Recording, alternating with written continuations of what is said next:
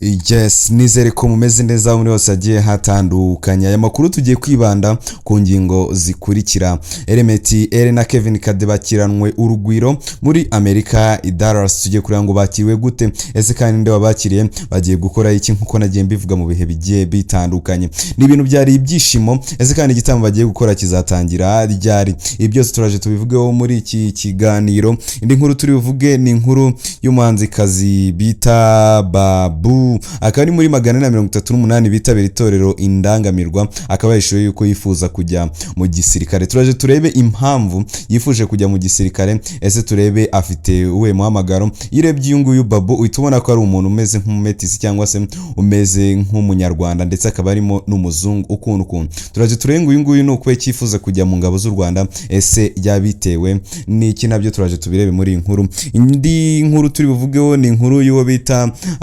PDD, aho urukiko rwatesheje agaciro icyifuzo cya Dede cyo kuregurwa by'agateganyo nyuma yo guhamwa n'icyaha cy'ubusambanyi, ariko ibindi byaha bitandukanye agiye aregwa bikaba byamuhanaguweho, ariko agahamwa n'iki cyaha kimwe cy'ubusambanyi. Turaje turenga urubanza rwagenze rute, turaje turebe akantu ku kandi muri izi nkuru zomse uko tugiye kuzivugaho ari eshatu. Ukore subscribe kugira ngo tuzacika umunsi ku munsi n'amakuru tugenda tubagezaho abari akagaruka kabisa. Amakuru y'imyidagaduro abagezweho aba yavuzwe cyane ku mbuga nkoranyambaga tuyakugezaho mu bambere everyday. Hangani kuri Showbiz News Rwanda kabisa, mbere ya saa sita amakuru aba hari buri munsi. Uzajya uza rero wirebere ngo niki akigezweho. Uyu nguyu rero The Ben na Eleeh ndetse na Kevin Kade bakaba ubungubu bamaze kugera muri USA cyangwa se muri Amerika, aho Eleeh na Kevin Kade bo bitabire Rwanda Convention USA 2025, bakaba bageze mu mujyi wa Dallas muri Texas, bakakirana urugwiro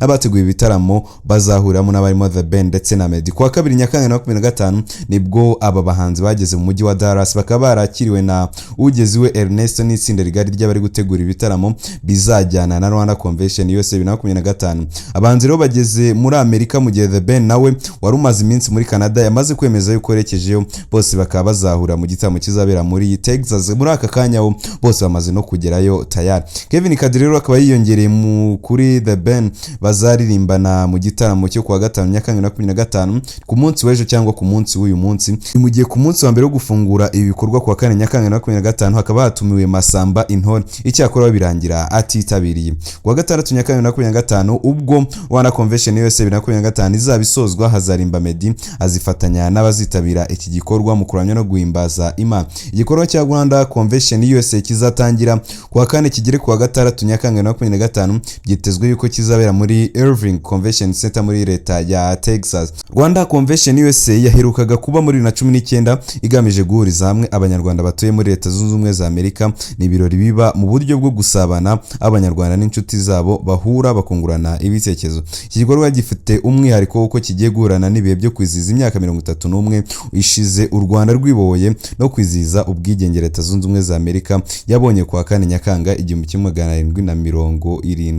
1776. Gawe nguko rero ni iki gitaramo cya Rwanda Convention USA. Tuzagenda tureba ngo ni ibiki biri kugenda bibamo bidasanzwe, ndetse kandi kuri uyu munsi wa kane nibwo haratangira igikorwa cyo gufungura ibi bikorwa. Kuwa gatanu gikomeze ndetse no kuwa gatandatu nabwo gikomeze, ibintu bigende bimera fresh cyane.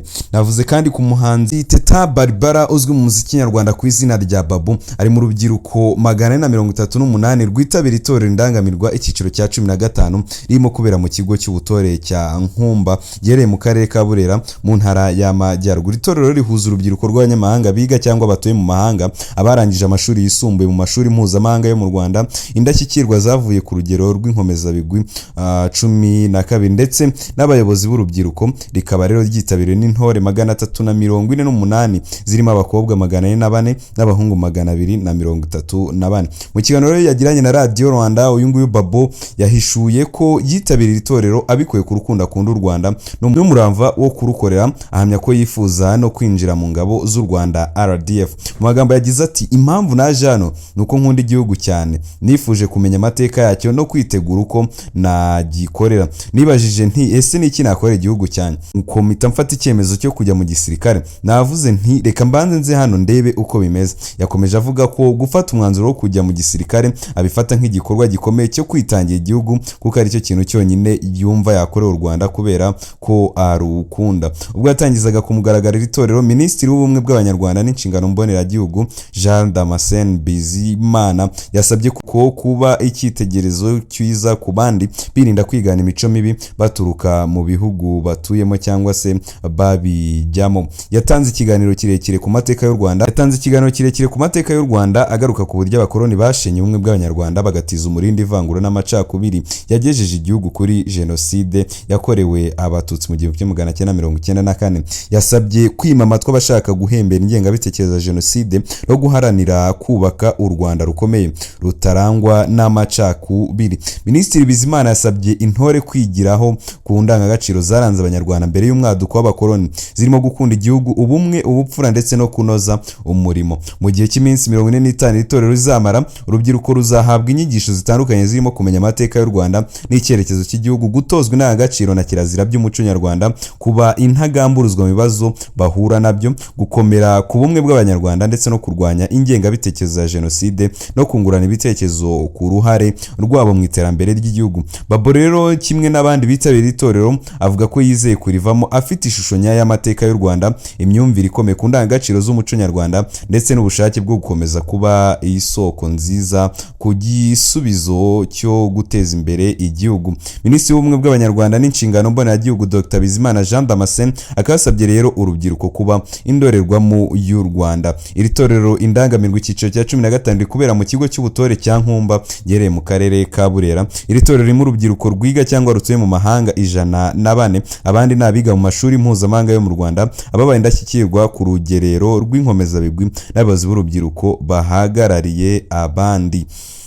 Ngayo nguko rero uyu nguyu Babo akaba yahise atangaza yuko yifuza kujya mu gisirikare kuko ari cyo kintu cyonyine yakorewe u Rwanda, kuko ashaka kugira uruhare mu mutekano. Babo yavuze ko yiteguye kungukira byinshi muri iri torero yitabiriye.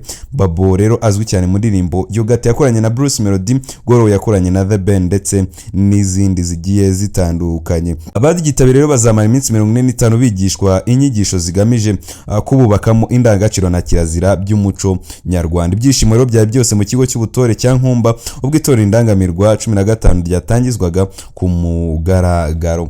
Ngayo nguko rero ku rundi ruhande mu makuru avugwa hanze y'u Rwanda nuko urukiko rwa Leta Zunze Ubumwe za Amerika rwafashe icyemezo cyo gukomeza gufunga icyamamare mu muziki cyane Combs nyuma yo guhamwa n'icyaha cyo gutwara abantu mu bikorwa by'ubusambanyi, nubwo yanaguweho ibyaha bikomeye by'ubucuruzi bw'abantu ndetse no kugaba ibikorwa by'agatsiko. Icyemezo cyafashwe n'umucamanza Aaron Subrainan ku wa 5 tariki ya 2 Nyakanga 2025, aho yavuze ko nta gihamya abunganira Combs bagejeje ku rukiko cyemeza ko atateza ibyago ku bandi bantu. Yavuze ko hari ibikorwa bikekwa byihoterwa Sean Combs yaba yarakoreye umugore we mu kwezi kwa 2024 ubwo yaramaze gutangira gukorwaho iperereza. Mu magambo yagize ati, mu ijambo ryanyu risoza mwemeye ko habaye ihohotera, none se ubu murashaka ko dushyira uwo muntu hanze? Abunganira Combs bari basabye ko arekurwa by'agateganyo ku ngwate ya $1,000,000 y'amadolari. Bemeza ko yiteguye kuguma muri leta za Florida, California na New York, agatanga pasiporo ye ndetse akajya apimwa kenshi ibiyobyabwenge. Bemeje ko Combs atari umuntu ushobora guhunga ubutabera kuko yagaragaje ubufatanye n'ubwizerwa mu gihe cyose rero cy'iperereza. Bongeraho ko amaze amezi 10 muri gereza ya Metropolitan i Brooklyn, bityo ko igihe yamaranye nabo cyakabaye cyitabwaho mu gufata icyemezo. Combs yahamijwe ibyaha bibiri birimo gutwara abantu mu rwego rwo kumukoresha ubusambanyi, kandi buri kimwe muri byo gishobora kumuhanisha igifungo cy'imyaka 10. Urubanza rwe ruzasomwa ku wa 3 Ukwakira 2025. Mu iburanisha ryamaze iminsi 29, abashinjacyaha bahamije ko abatangabuhamya 34 barimo abapolisi, ibyamamare nka Kid Cudi, Down Richard ndetse na Cassandra Casey Ventura wamubaye hafi imyaka 11. Casey rero wari utwite inda y'amezi 8 n'igice ubwo yatanga ubuhamya. Yavuze ko Combs yamuhatiraga kwitabira ibirori by'imibonano mpuzabitsina byitwaga freak offs cyangwa se hotel nights. Undi mutangabuhamya ukomeye wakoresheje izina Jen nawe yavugiye mu rukiko ko Combs yamuhatiraga ibikorwa nk'ibyo. Abaregwa bagiye babihakanira mu rukiko, bavuga ko ibikorwa byose byabaye mu bwumvikane. Nubwo yatsinze ku byaha bikomeye, Sean Combs aracyafite izindi manza za gisivile zimurega ihotera rishingiye ku gitsina ku myaka 55 y'amavuko. Ubari mu maboko y'ubutabera ndetse ashobora gufunga igihe kirekire bitewe n'ibyemezo bizafatwa mu isomwa ry'urubanza mu kwezi k'Ukwakira. Urukiko rwa Leta Zunze Ubumwe za Amerika rwanzuye ko PDD akomeza gufungwa nyuma yo guhamwa n'ibyaha by'ubusambanyi. Gakorera ni Showbiz News Rwanda, ukore subscribe kugira ngo tuzacikwa umunsi ku munsi n'amakuru tugenda tubagezaho. Ikiganiro nakagaruka umunsi ku munsi, everyday. Shout out. Showbiz News Rwanda.